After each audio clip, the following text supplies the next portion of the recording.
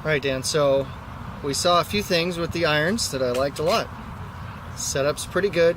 We'd adjust a little bit. You're a little bit on your heels. Your butt line's a little too far back, sitting back a little bit. This area is too much. Some small tweaks there. I like that your arms are hanging. I like that you're in an athletic position. Just a couple tweaks. A little bit low with the hands because we're squatting down a little bit. Okay, that was the first one. So this is the first one.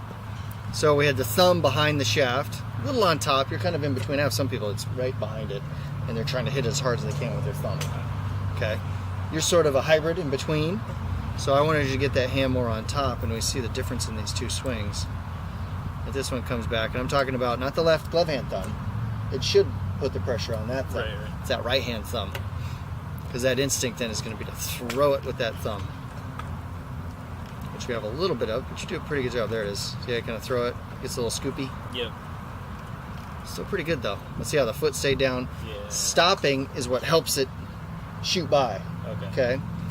And because you're not rotating into it with your lead arm, you got to find another way to do it. So kind of an all stop with the body flips by, and that's the timing of it. Get up there and flip. Get up. Sometimes you do it. Kind of times it right. You actually hit down on it. Right. Other times not quite there. Scoop. Too far. Shank. So it's a dangerous move in that sense. So that one foot stayed down. This one we turned the hand. Now you can see that trigger finger, or the index, the bottom pad of the index finger. It's right on the back of the club, literally on the back of it. Pinches right on top.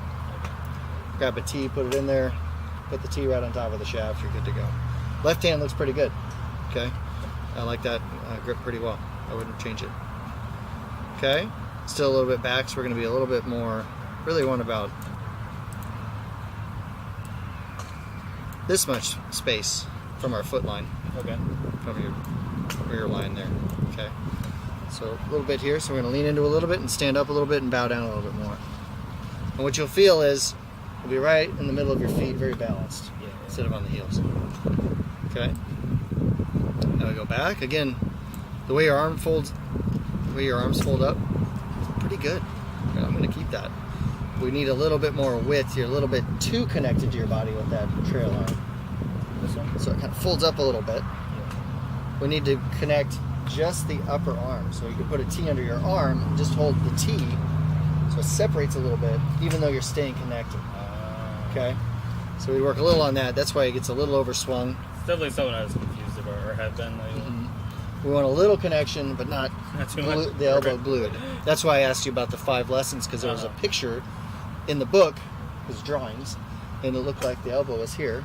And so I see a lot of people that swing like this. Right, yeah. I said, did you read 5 lessons? Yeah, it's a great book. That picture's not quite... Understand the 5 lessons. Actually, yeah. And you really see Ben Hogan. He's definitely connected, but there's separation. Okay. So anyway, a minor touch. Just let it go a little bit, and we'll keep a little more width between us and our hands. But not an undoable spot here. And the turn here is awesome. The body, shoulders, really good. Really braced in, able to move forward. We're going to tweak kind of how you would do that. But it's a tweak. It's close. And you can see pretty good at getting the angle here. And now that we have that trigger finger in the right position, a little more shaft lean at impact. Still a little bit of that throw, but we got some shaft lean. And then release. And then with this one, the instinct then is to let the foot pop up and finish that swing. Just because of where the hand was and let it go. Chicken wing went away, mostly. What's the chicken wing? His elbow popping out. I think it should have been a chicken wing over here. Let's find out. I'm talking out. Oop.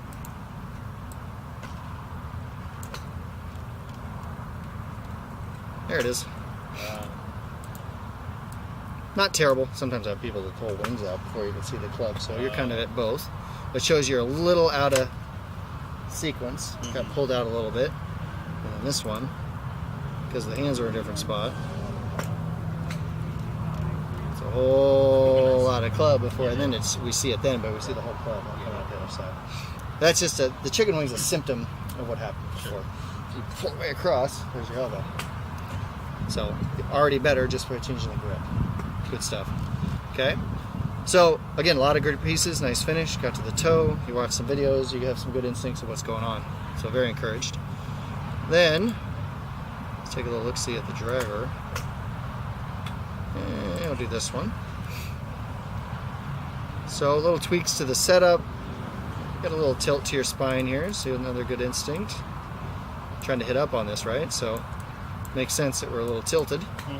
Side tilt. Again, good turn. A little get squished up, so we want that width. We'd work on that a little bit.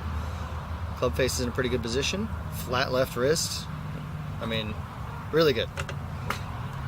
I'd be happy with a lot of folks trying to get somewhere near this position. I didn't think it was that. It feels like I'm doing like a 3/4 swing when I go back. Not at all. But here's the piece right here. Whoop!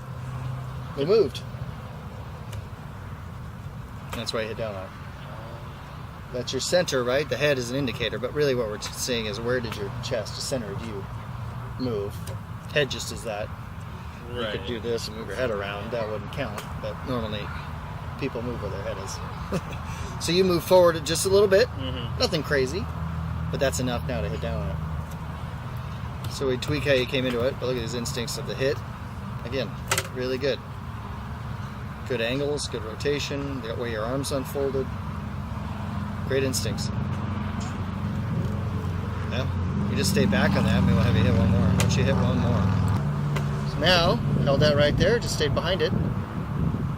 It's really that simple. You're doing a lot of good stuff, so there's not 400 things we need to fix. Excellent instincts there. So good. I like it. Coming up to the shot. You're doing all these things you don't even know you do. It's really great. Right, yeah. That's true. Right? And there's up. Now look at that. Then I imagine the swing looks even better. Just the swing itself is going to look better.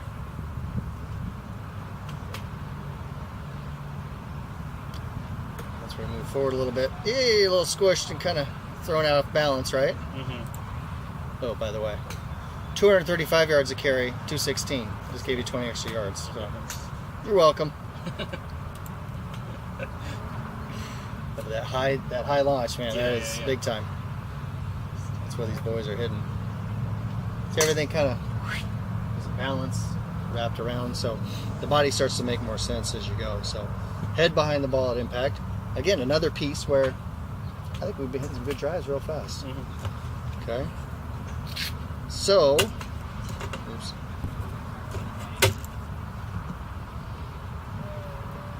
Pause that. And then just to talk about it real quick with the putting and the chipping and the pitching, it seemed like the chipping, I think we get a handle on pretty quick. Putting, hands down, elbows in, and eyes right on the ball. Get real close to it and get that grip right in your palm. Totally different than the irons. Right. It's right smack dab in your love line. Lifeline. That's a TV show. Love line. Okay, and just working on those, we're going to get it. And then the sand's a little bit different animal, but there's a little technique to that. Okay, where we use the bounce, and it's pretty easy. Just how you unravel your hands. So to me, I think we could be shooting mid-80s pretty fast with a little effort. All right. Okay.